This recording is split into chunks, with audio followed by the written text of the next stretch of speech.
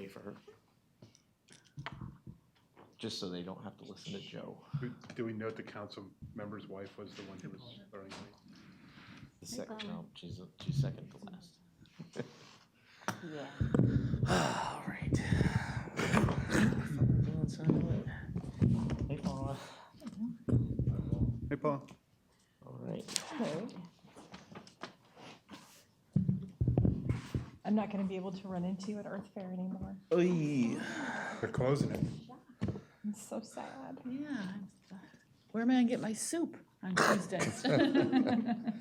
Women's All right. Club. You're gonna have to do the super party more often. That's right. All right. Well, I don't see Dave, so we'll get started. I'd like to call the Monday, February 3rd, 2020 Ordinance Review Committee meeting to order. We will get started with the Pledge of Allegiance. I pledge allegiance to the flag of the United States of America and to the republic for which it stands, one nation, under God, indivisible, with liberty and justice for all. All right, next on the agenda is the Citizens Open Forum. Anybody wishing to speak from the audience may speak for up to 5 minutes. Seeing that there is no one here to speak, I will close the Citizens Open Forum. And we will move on to agenda item number 1. We'll approve minutes dated January 6, 2020. Chair will entertain a motion to approve the minutes as presented in our packet. I'll approve them. Is there a second? Second. All in favor of passing the minutes? Aye. Say aye. All opposed? Motion passes. We'll go to agenda item number 2. Discuss Chapter 2 Administration with ORC lead member Ken Sidorowicz. Okay, not very minimal suggested change. A good majority of this chapter is about the Code Enforcement Board. I know a couple of us are on boards in the city, and it seemed, up to date. Ann and Kathy didn't have any problems with it, so every little board has their nuances, but this one seems to be up to date. Cindy from Administrative Services sent a few items, such as Article 3, Division 2. She said that we are working on an update to the purchasing ordinance and plan to finalize it later in the year. Ann or Tom, does that affect us in any way? The only thing I would say is that I wouldn't spend a whole lot of time on it because it's going to be, completely revamped based upon, what Cindy is telling us. So don't waste your time on it because it's going to have some other form when it comes back. Okay. Her only other suggestion is Article 2, Section 2-54. The retirement plan and trust established. Cindy said that this should really be separated into a new division. Division 3, General Employees Retirement Plan and Trust. And she stated that all general employees hired after 1/1/96 are enrolled in a defined contribution 401A plan instead of FRS. And she also made mention that this is a pretty minor suggestion and does not change the essential meaning of the code, but you can decide if it is worthy of a discussion. And I gave her comments to Tom to ask him if it's worthy of our discussion. She's saying that it doesn't really change the essential meaning of the code. However, if employees are in a more defined plan than what's stated, should it be changed, Tom? I did talk to Cindy about this a couple of, maybe a week or 10 days ago. When Ken had reached out to her, Cindy had called me and, it may have been an email, but we did correspond back and forth, and I had suggested that we go ahead and make that change as well. She was going to look at it, and I guess she's made that recommendation. I would make that recommendation as well so that we can clean that up. I think it needs to be done. Okay. that's really all she had. Ann and Kathy looked at the rest of the chapter, said everything was fine. So that's what we have. Correct, Ann? Yes. All right. Does anybody else have any commentary or things that they would like to bring up? Who sets the salary? I'm just curious. Like the mayor and the council salaries, whose decision is that? Who sets it? It's set by ordinance, and if you want to make a recommendation as to change, then we can go ahead and address that here. And you can make a recommendation to have it increased or decreased. It's been a long time since it's been increased. And my suggestion is, it's an excellent time to talk about it. I think it is. They are underpaid, overworked, and they will not touch this with a 10-foot pole unless it comes from somewhere else. So. Make sure my name's in the minutes. Unlike Congress, so. They won't want to touch it on their own because it looks like they're promoting It's it. self-serving. It looks that way. Serving. And I will tell you that this issue came up in Dunedin last year or the year before. There was a survey done of local cities, and there was a change to Dunedin's. They hadn't made a change to theirs in 15 or 17 years.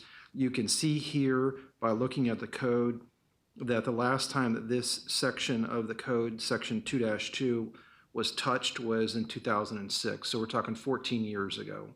Now, I don't remember if that was a change in the dollar amounts, but at least 14 years. If the dollar amounts were changed, then it's still 14 years since it's been addressed.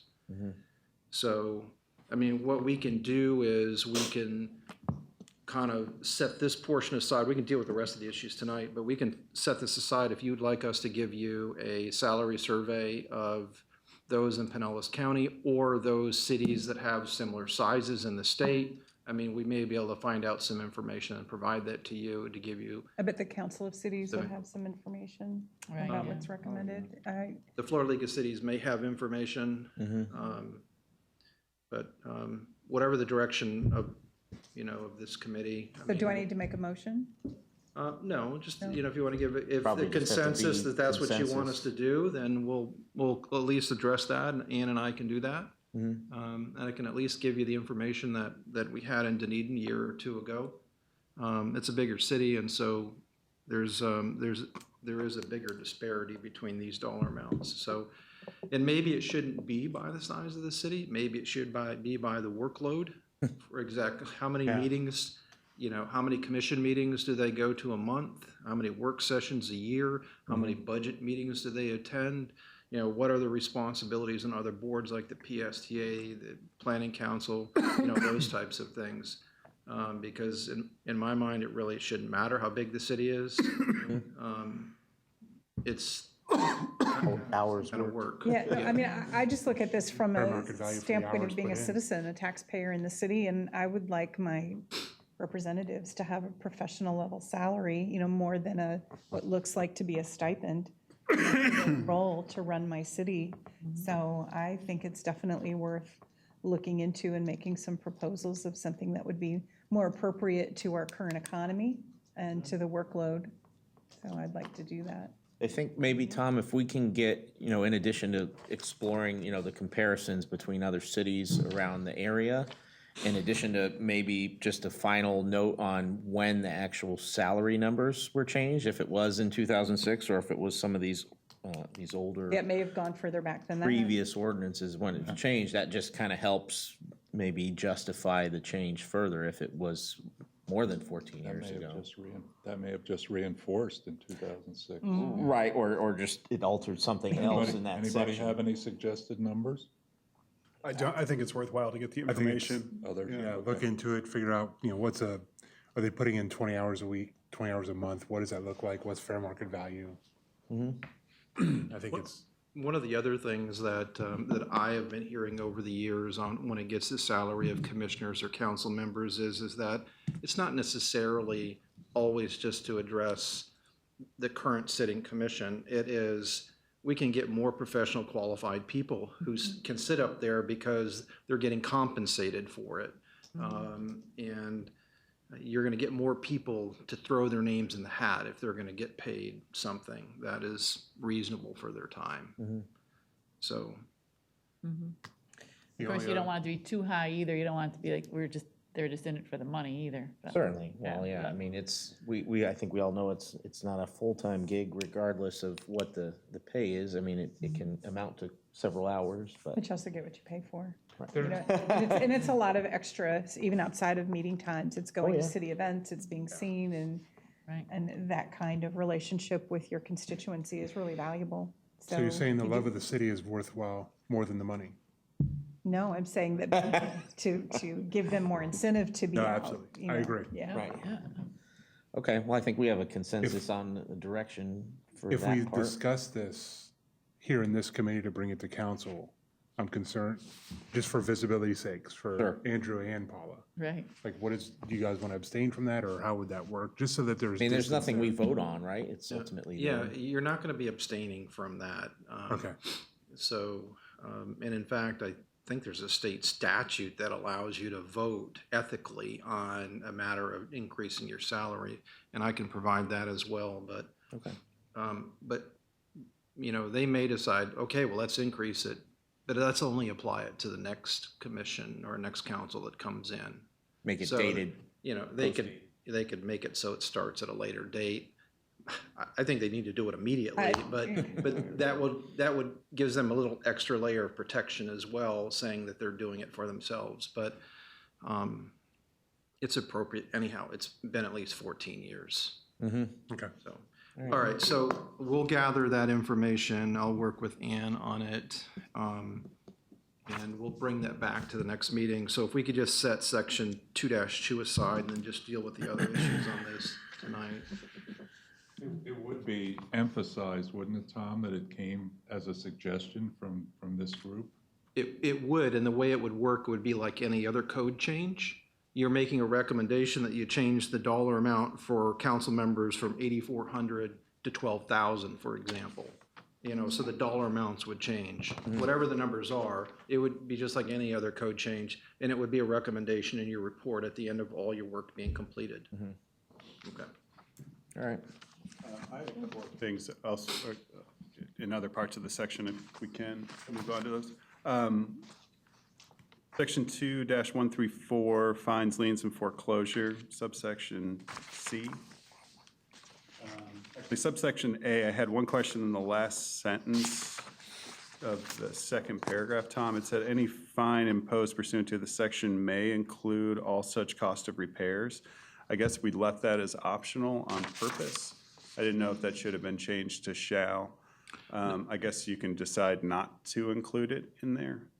Right, and so that's the way the state statute reads. Oh, okay. And so you'll see in this code sections dealing with code enforcement, it pretty much mirrors the statute. And obviously, there are some things in there that need to be updated relative to, for example, it references the statute in 2007. Well, it's changed since then. And so ordinarily, we would, when we're making the changes to the code, update it.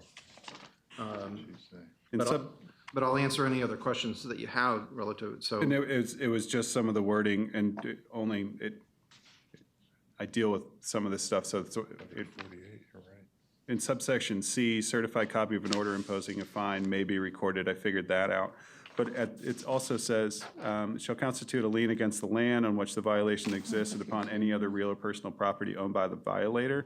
Is that just is to read into that is Pinellas County? You don't need to state that again, because the way that I read it the first few times I went over it, it said, well, if you own property anywhere, there's always a lien, which of course isn't the case.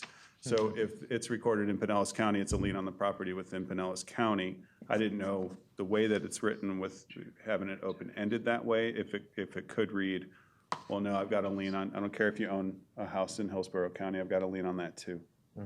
Okay, so first of all, it reads exactly like the state statute does. Okay. But for the purposes of capturing those other properties, what we do is we get a certified copy of the Code Enforcement Board order, and then we record it in those counties. Okay. So when we do our research on collection, for example, Right. we do an accurate search and we find out, oh, well, they got a property in Hernando, they got a property in Hillsborough. We immediately get an order, a certified copy, and record it there. And so now we've got it sitting on properties in Pinellas County and Hernando, or Pinellas and Hillsborough, but that's how we capture them. But this is the way the statute reads, and that's the reason why the code reads that way. And then subsection E, I'm guessing the statute reads that way. It says after 3 months. Yes, that's in the statute as well. Okay, And what it's basically allowing is for someone to, it's a little extra added window for them to either pay or come to some type of payment arrangement before any other collection efforts start. okay. And then, well, subsection F just read weird, but I'm guessing it's also statute because it said period longer than 20 years unless an action to foreclose on the lien is commenced in a court of competent jurisdiction. So I don't anticipate that that would mean, like say the foreclosure falls through, does that mean the lien is removed? Of course, if the foreclosure goes through, then of course title would pass it on and on down the line, or however that would work.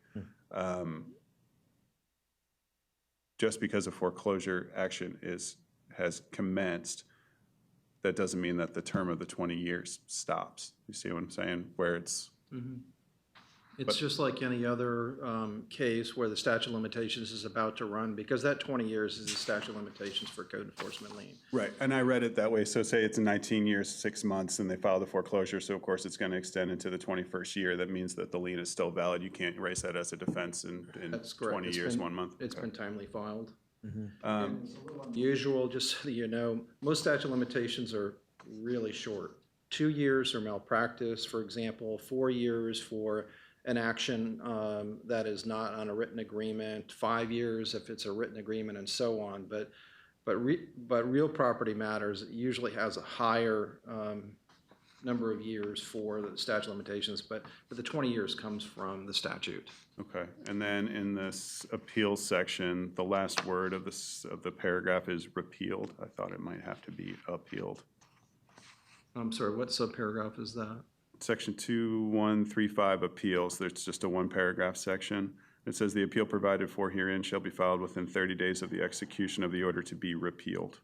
So are they repealing the order, or is the order being appealed? Or is this me being fussy with the words?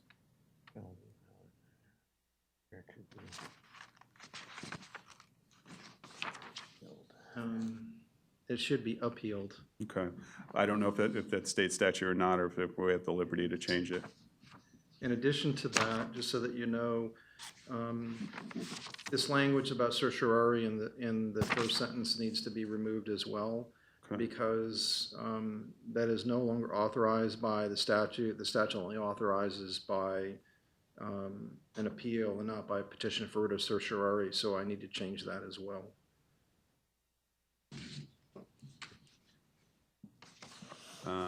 The only other ticky-tacky thing I saw was section 2-137, subsection 2. It says civil infraction instead of the one-word infraction, but if we're not changing anything else substantive, then it doesn't really matter. I noticed it, so I put a highlighter on it.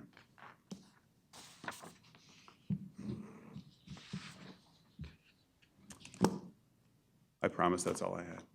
A high school grammar teacher. That's a good catch.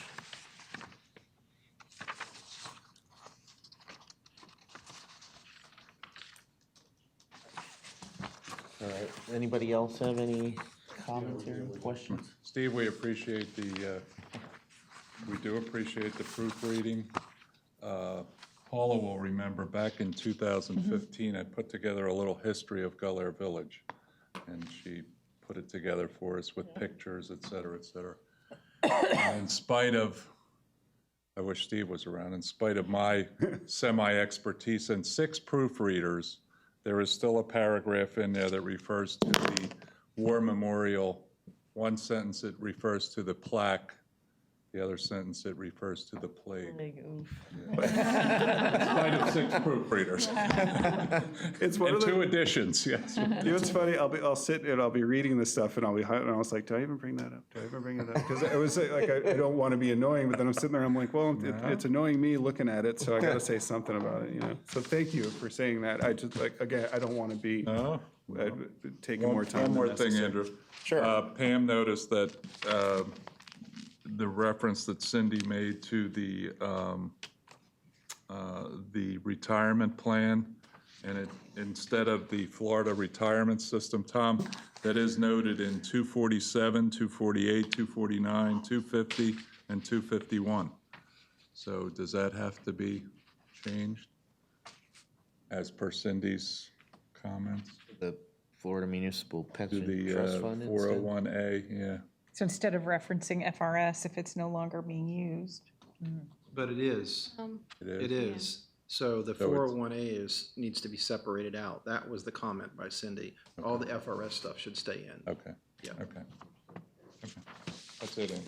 All right, Tom, I just had kind of a more general question about kind of how this is grouped together with having the code enforcement board section in there. Obviously, we have other boards that citizens serve on in the city.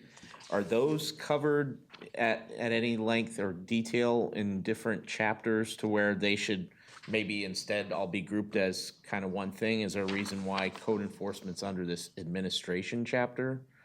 Is it because it's the quasi judicial aspect of it, or just kind of the way things developed over time, or? It's probably a combination of both. Okay. But most cities have code enforcement in their administration portion of their code, Chapter 2. The other boards, for example, the Board of Adjustment and the Planning Board, are dealing with land development issues, and so they're in the land development code. The other committees and volunteer advisory boards and so forth are not necessarily codified. Okay. It's, so you won't really find them. All right. Yeah, it was just a thought. I wasn't sure if there was any reason to regroup it or not, but it makes sense that way. All right, anything else on this chapter? Okay, we will move along to agenda item. Before you move on, can I just make sure that I have a consensus from you that I Okay. can go through and make the changes in the code enforcement sections that reference the old statutes and update them? And so when we do the report at the end, it'll reflect those changes as well. I know that we haven't mentioned that so far, but it's referring to the 1995 statute in some places, and 2007 other. I'd like to go ahead and update those as well. Okay. If that's all right. Yeah, I mean, I think that Okay. should probably be done more frequently than how often this committee is convened, I guess, but it's just probably out of practice that it's done less often due to costs. All right, I think then we've got everything covered for that. So now we can go to agenda item number 3, discuss chapter 6, advertising with ORC lead member Pamela Settle. Once again, not anything I thought it was gonna be. I had a totally different perception in my mind of what the advertising section of the ordinance was going to be. You know, I thought, so anyway, got to reading and I thought, oh, this is not what I thought. It really there's no changes from staff. I mean, it's pretty straightforward, but I want to bring one thing to people's attention.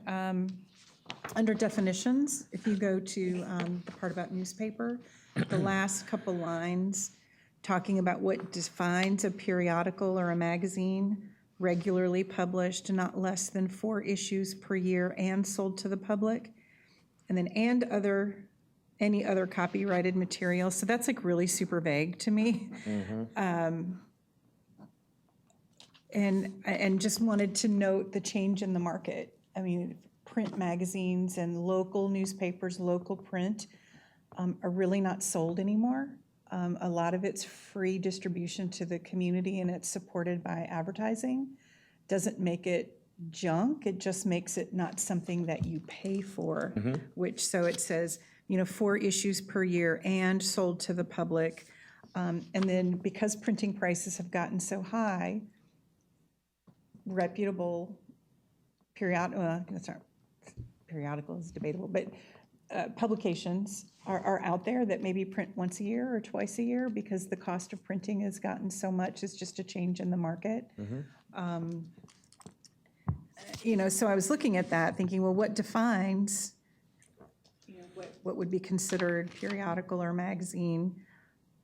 And then but then it says, and any other copyrighted material, which then just completely negates the part before, because you can have, anything's copyrighted. Whatever you write and publish is copyrighted.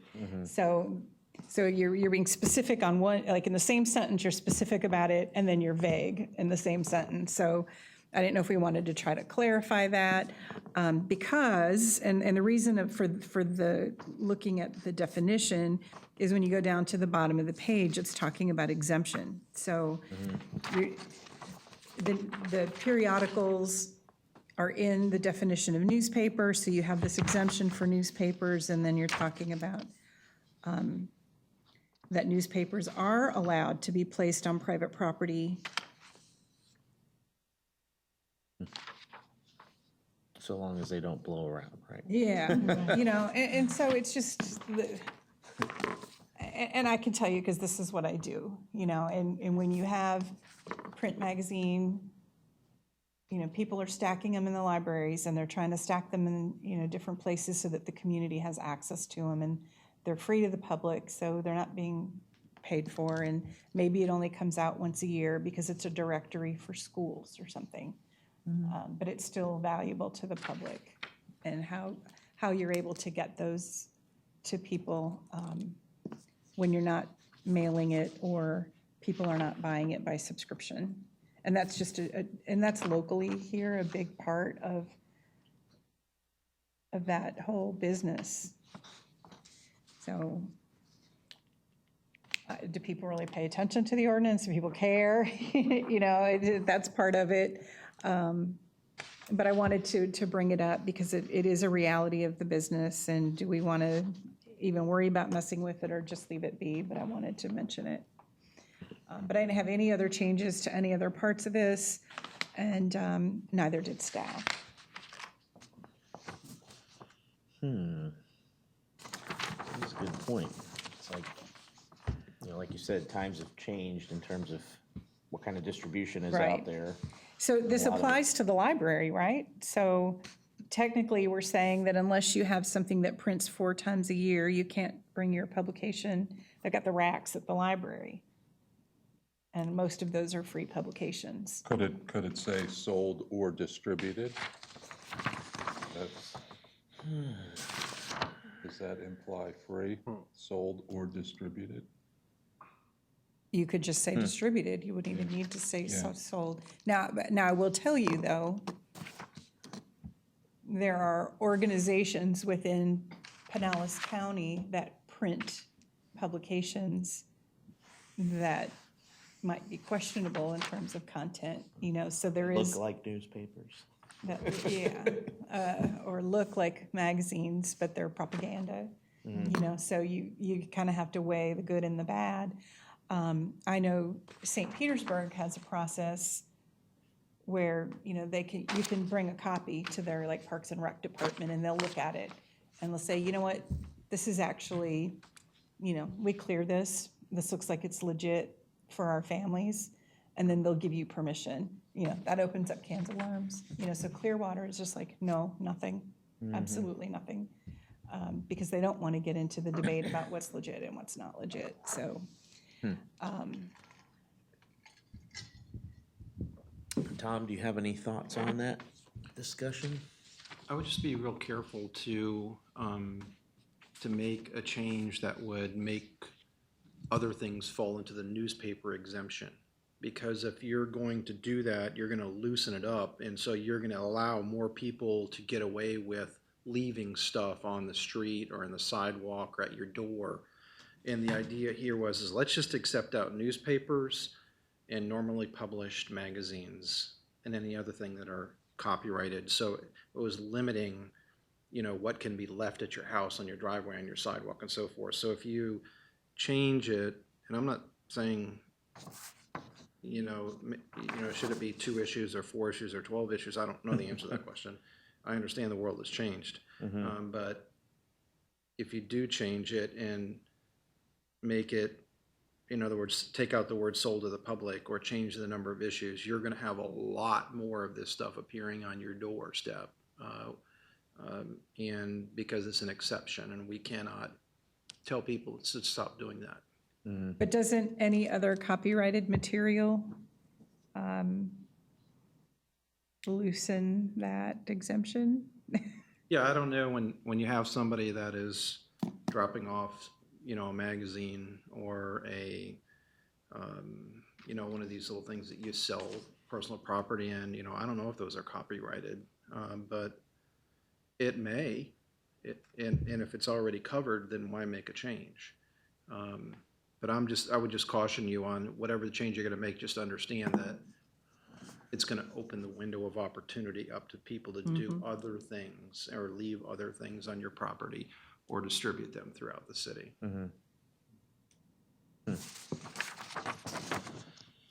I get flyers at my door all the time, Right. sales flyers all the time. And, sometimes it's really hard to enforce it. And that's the reason why maybe there is not as much enforcement as you would like. But if we find them, for example, passing stuff out and sticking them to cars in a parking lot, and we catch them in the act, that the code enforcement officer catches them in the act, he'll warn the person and ask them to remove all of them. And if we catch him again, then he'd probably be cited the second time, or she would be cited the second time. But you really have to catch them in the act. Now, does this apply to the library? This is citywide. These code provisions are citywide. So if those things are exempted, then obviously they're not going to be found in violation. But the enforcing aspect of it is section 6-33. This is where you can and can't do whatever. And it looks to me like these are all related to private residences. Right.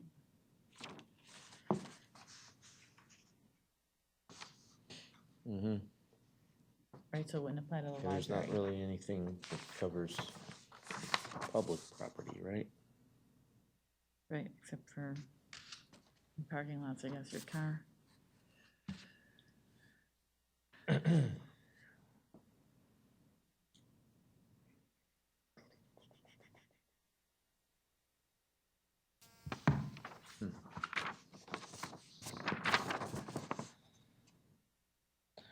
Well, I guess we should just leave it then, right?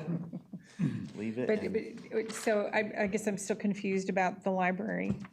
Does the library just make their own decision, or do they have to follow this ordinance? You're talking about This- the it stuff o- that's in their it's- lobby? Yeah. It applies citywide, but it only applies to private residences. So it's all private residents within the city. That's the way it's saying. Private premises which are inhabited. So you can't any do, distribution can be in the library, Right. right? it's not prohibiting, and I don't know what you're talking about at the library, but if there's a stack of magazines and There's a whole section for people to leave their printed materials that are free to the community. right, so that would not be in violation of this code section. Okay. Okay.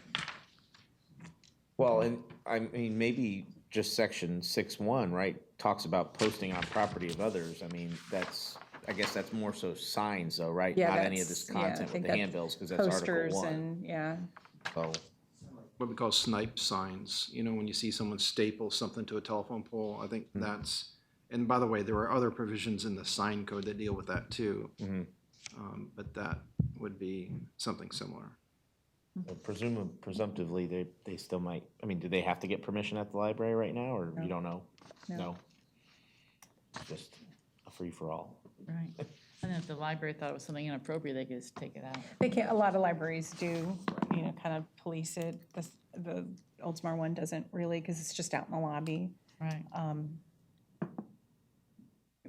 but the rec center, they don't let you leave stuff there. Right, That's up to whoever runs the place, right? Yeah. yeah, Okay. exactly. Well, then I- Self-control or Yeah. self-management there. All right, so after discussion, I withdraw my comment. We'll just leave it. I will say that section 634, I know, seems to work in Bel Air Village about posting.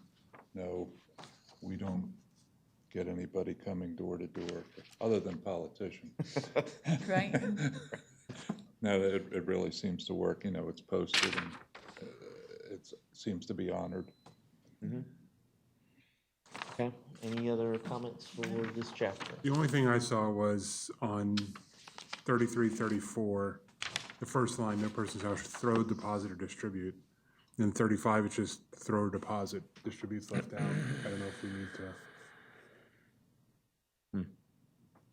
get that picky on wording. I guess that's one of those Or things should I where if leave we that to touch Steve? this, do we touch it? What? I missed it, I missed It's it. just missing the word, or do we even touch it? That's Well, the question. to Andrew's point, if we just change that one word, that'd be an inexpensive process just to add it, I think, right? Presumably, yeah. like even with the hand-built definitions, I was thinking, like, I've been, the graphic designer for 35 years, I don't even know what a Dodger is. Yeah, I was like, what is a Dodger? And I don't refer to them, I call them flyers or brochures, that's not even in the definition at all. So, but I don't think it's worth, I think everyone knows Leaflet, what leaflet. another old word. It is, so a lot of this is just, Pamphlet. very old, Synonyms. yeah. All right. All set to move on? Let's see, we are now at agenda item number 4, discuss chapter 34, law enforcement, ORC lead member Paula Saraki. Yes.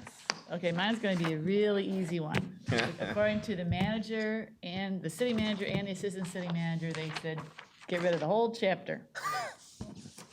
They said it's already covered by state statutes and they don't even want this in there. Interesting. Yes. Very interesting. Did you let I- Tom no, I know didn't- about I that didn't yet? tell you that. Which one are we on now? 34? We're on law chapter en- 34, law enforcement. Yeah. The $2 fee is included in the state statute, and that's really what that is to cover for. So, Yeah, they said, Felicia and Al recommended just deleting the whole chapter.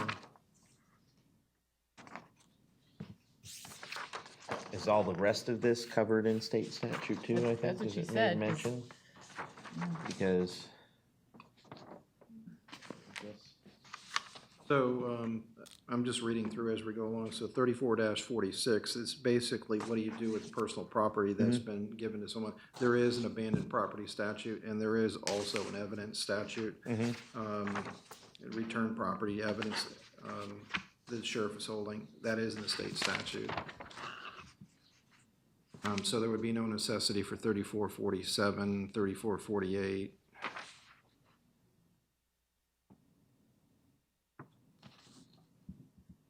$34.49 is the same thing.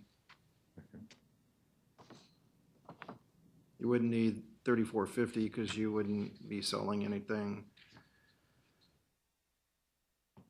Okay, and if there's no money, you don't need it to be put into the general fund after 1 year. What would probably happen if we ever did receive money, we would allow it to escheat to the state.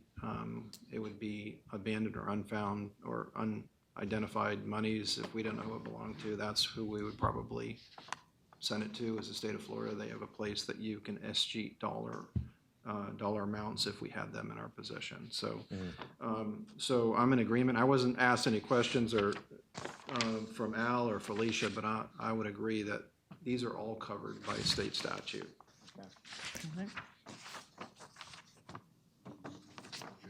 Does that scoop the whole book then? Every chapter's number's gotta change? Well, I think there's probably chapter numbers reserved, right? We haven't used every chapter number yet. We kind of skip around. So, one went away. I don't think the code book would be upset. Okay. We would just mark it as reserved. Okay, And so in the future, if we had something that we wanted to fit into the code and there was no real good place to put it, we could put it in chapter 34. good. Just relabel it. Yeah. All right, with that, no comments further about chapter 34? Just gonna give it the big X. The big X. All right. Do a big X on the next chapter too, just eliminate that from the code. Yeah, right, yeah. Taxes. Taxation. Everybody would get real happy about that. Okay, and moving along, agenda item number 5, discuss chapter 62, the ORC lead member David Enos. Well, we might have to put the X on it because he's not here right now. Not the X to get rid of it, but the X to discuss it, unless some of us have some notes that we want to at least go over and wait for, or should we wait for his presentation upon his return? Anybody have thoughts? I guess you can save it for next time. Yeah, I mean, if it's his. I mean, a lot of the pages are, what do you pay? So, it's, I don't think we're gonna be going through line by line and saying, all right, should any of these be changed? I mean, maybe we should, but I don't know if it's necessary. There's just so many. Thing that jumped out at me, and I was like, okay, I got to the first page of this, and then I kept going. I said, okay, I'm not reading through all of these right Right. now. Interesting. I would like to give you a little bit of input on this, just so that you know, there is currently a bill that is proposed to basically preempt cities from enforcing business tax fees, occupational license fees. There was a blurb that went through the Florida League of Cities earlier this week, or actually late last week. It may have been even this morning that I saw. So we may completely lose the ability to do this. One other thought, in Dunedin, we just went through the ordinance review and finished it a couple of months ago, and they completely rewrote their business tax street occupational license section to limit it from all these pages of occupations down to basically the size of the facility that you're using. If it's a facility from 0 to 500 square feet, this is the fee you're gonna pay. 501 to 1,000, this is what you're gonna pay. And it really didn't have anything to do with, what you're actually doing. Are you, reading crystal balls, or are you an accountant? Why should there be a different fee for you based upon what you're actually doing? So you may want to think about that when it comes back to kind of just clean it up. The last thing that you should know is that there is a state statute that deals with this already on the books. And it basically says that if we're going to make any substantial change, we're going to change the dollar amounts or the categories, that we have to go through a process that the state statute requires. There has to be the creation of a commissioner. The commissioner has to, review the proposed changes and to make a determination as to whether or not, it meets the requirements of the statute. So once you give me direction and the council says, okay, Tom, go ahead and prepare that ordinance, before we can actually complete it, we're going to be going through that additional step, just so that it's unlike these other code provisions. There is an actual requirement. If you're going to change it, you got to go through these extra steps to change it. So just some thoughts So when it comes we back. can't just make a recommendation. We have to You can make find someone else. We can make the recommendation that someone has to go line by line and really do quite an extensive process. So it is a process. I just wanted to let you know, it's just not recommend to the council. Council says, Trask, prepare the ordinance. We have 2 public hearings and it's adopted. It'll be recommendation to the council. The council says, yes, we're interested in cleaning that up. Trask, go ahead and start this process with the commissioner. And then it would come back with a recommendation, and then it would be the 2 public hearings. So there's just a process that we have to stick in after your recommendation. And that's if Tallahassee doesn't take the power away from us to do it in the That's first exactly place. right. And usually when these new statutes are adopted, they're either effective immediately upon the governor signing them, or they have start dates like July 1st and October 1st. And we won't really know until it goes through the process. But so, that's what's happening out there. And I don't really know. I know that it's gone through a couple of committees and it's continuing to move forward. It's not dead. In other words, it has some traction.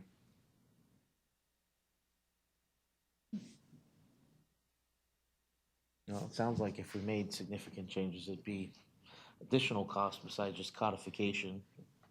And it may not be worth making changes if things continue on the trajectory that they might currently be on. So I guess we can pass that word along to Dave at the next meeting and just sit on that, because there sounds like there's some outside forces at work that may render this chapter rather useless, or much more limited, I guess, in scope. Anybody else have anything at this time for this chapter then? No, but I'm Nope. not gonna be an astrologer now after I I know, I See the saw fee? that. have to pay to be an astrologer. I know. It's just so many. I was like, wow. Yeah, that's crazy. All right, well, let's move along then to One of the highest ones. chapter 5. Kind of lucked out with the length of that one. We will move along to agenda item number 6, excuse absence of Jared Buckman from the January 6, 2020 meeting. The chair will entertain a motion to approve. So moved. Is there a second? Second. All in favor? Aye. All opposed? Motion passes. Your absence is excused, Yeah, what happens if we Jared. didn't excuse it? What happens then? I know, I was just gonna be contrary. Do we have anything, is there anything relative to the structure or creation of this that has to deal with absences? I know there are for our other boards out there where they kind I of, don't think there's anything in the resolution. Amy? Do you remember anything in the resolution? No, it was gonna be up to the board, tar and feathering or something like that. Yeah. That's not good. yeah. That sounds like fun. Can we? That, does somebody have to pay a business tax receipt that's a tarer and featherer? Yeah, my understanding is the board would discuss if it became an issue. Okay, Okay. Okay. all right. Then we will move along to agenda item number 7, excuse absence of David Enos from the January 6, 2020 meeting. Chair will entertain a motion to approve. I'll approve it. Second. Second, okay. All in favor? Aye. Aye. All opposed? Motion passes. Looks like we have no. All right. And we will move along to agenda item number 8, assign chapters for next meeting's discussion. And we have an attachment to our packet here, I believe, at the back for our remaining chapters. I would like to volunteer myself to do my other chapter that I had picked way back when we started. So that will be, what is our March date? 3, The first or the second? 1 or 2? It's a second. Second? Yeah, it's March 2nd. Okay. I'm maybe traveling that long weekend. Okay. So I will not take my. Defer. Yeah. Okay. So we have left Steve, Paula's, Jared, and Ken. I got solid waste. I'll bring that Solid one. waste? Yep. Okay, And I can do environment if we want to just knock that out. okay. The only thing about that is that then leaves Ken's giant 88-page one. Well, and just probably that we can 39, page revisit, one. if, as long as David's back next time, we can just revisit the tax thing to say, all right, this is that, and then we know that we will also have probably an update on the, what was it? Administration one, the salary. Yeah. Salary topic. So that was from today that we would revisit next time, chapter 2, right? So we would want to revisit chapter 2. Then we'll have chapter 54, 66, and then Steve, you said yours, right? Yeah, chapter 26. 26. Did you get all those, Ann? 2, 26, Yep. 62, 66, I'm missing something, 54. 54 and 66. and 66. Oh, and, sorry, And and 62. 62, just to kind of give David the update on where that chapter stands relative to, Okay, so 2, 26, 54, 62, 66. correct. And then that would leave us for our following one, 10, 42, and 70. We're gonna do, And then do we have another one? we'll do elections in April, right, Sharon? Yeah, after the election. After the resolution, outcome of that resolution on the ballot. Passes, right? It's gonna pass. So Andrew, if I'm not here in March and we're talking about the salary thing, can I like email you of like what my vote would be? No, No? sorry. Can't email me. You could email Tom or Ann. Is there a way that I can like say, yeah, I would vote to support this if you need consensus and I'm not here? So my suggestion is that if you wanted to do that, you can do it in the form of an email and you could send it to Ann and we could pass that out at the next meeting. Otherwise, you can do a one-way email. It's just that you all have to be cautioned that if Pamela sends you all the email, you don't respond to it. That's the only other way that we can do this. So But I could send it to Ann? you can send it to Ann and we can make sure it's attached in the agenda package that comes next month. Could we maybe prior to the next month meeting have the information that you gain distributed?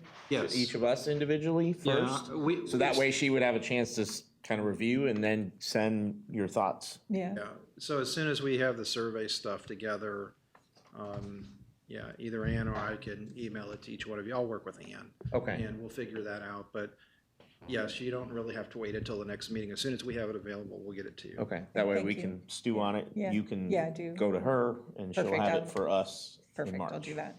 All right. And Andrew, utilities will be April.